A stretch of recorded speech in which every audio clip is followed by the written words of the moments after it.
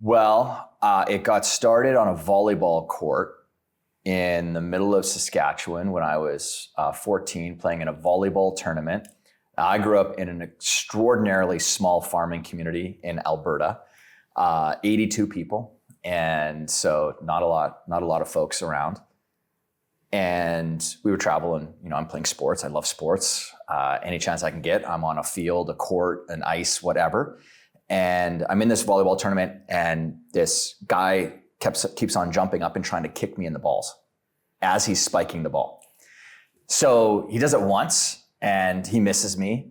Does it a second time. Every time I'd go up to try to block, does it a second time, and I said, "Do it again, and you're going to regret it." Now, I had a challenge with sometimes holding in my emotions on any sort of sporting field. And so he goes up and he does it again, and I reach to the net and I throttle him twice, and I didn't knock him out, but I bloodied him and he went to the ground. Now, apparently, fighting and volleyball are not really synonymous, so I got kicked out of the tournament. So long story short about the origin stuff, my first great mentor was my teacher, Grant Henderson, and he was mortified that I had done that. I got a little bit of a suspension from school. But then when I came back, he said, "You need to go to the library and you need to go read this book." And it was a book on leadership.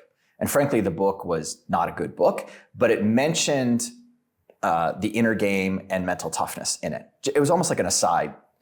So that kind of sent me down a rabbit hole.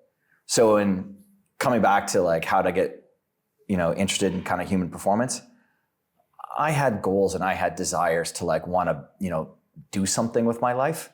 And I kind of realized early on because of Grant that my biggest obstacle was going to be me in that process.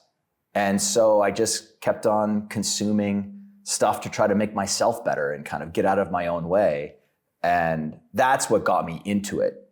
And then I realized that after 5, 6, 7 years of me devouring as much as I possibly could to try to realize my own goals, I had now consumed so much stuff that I could pass along some little wisdom to other 12, 13, 14-year-olds. And it was like blowing their minds. And so that's kind of where it started. It was a need for myself, for my own goals. And then I just kind of followed my own nose type of thing, like sniffing around. It wasn't, necessarily a direct path, like I'm going to be a human performance expert and I'm going to go to college and university and get a degree on it. That's not how it worked for me. It was, a lot of pinballing around. So you mentioned improving your performance through improving yourself. Yeah. How do you define yourself? And then what types of changes do you make in yourself or who you believe yourself to be able to improve this performance? What does that journey look like for you? Well, now it's very different than, some of the level of ignorance that I had when I was younger. One of the biggest challenges I had when I was younger trying to develop myself was I kept on thinking myself as this like whole self, like, how do I get better in this fledgling business that I have?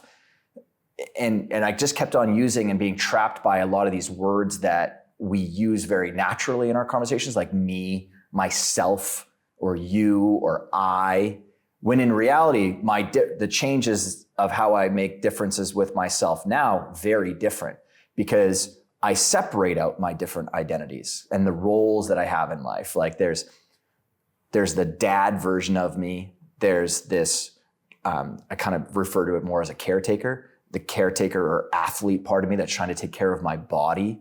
And each one of these can have separate goals or separate missions that they can go on. And I've said this on stages to people. Have you, when you're trying to answer the question of what's your vision for your life or what's the mission for your life, how many of you, raise your hands, because I always had a challenge with it, have a difficult time coming up with a mission statement for your life?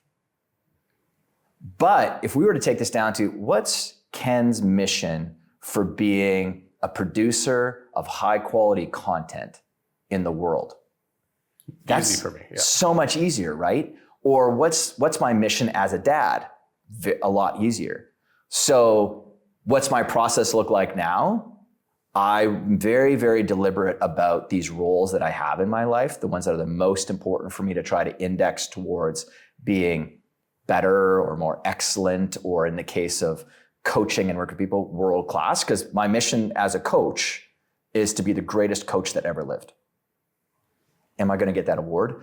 No, it's a personal governor that I've unlocked that's going to help me make decisions on the types of content that I consume or the mentors that I'll still go to try to get better, so that I can, because I love the act of coaching and mentoring and advising, supreme athletes or entertainers or entrepreneurs and CEOs.